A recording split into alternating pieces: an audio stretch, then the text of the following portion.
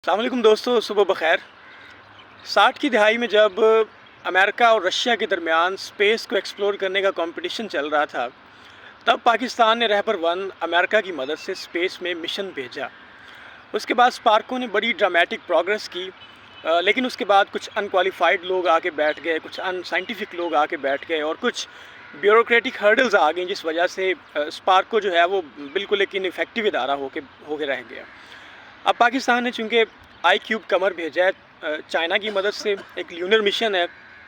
इसके ऊपर लोग बड़ा क्रिटिसाइज़ कर रहे हैं कि ये जी पाकिस्तान नहीं जा रहा बल्कि चाइना जा रहा है।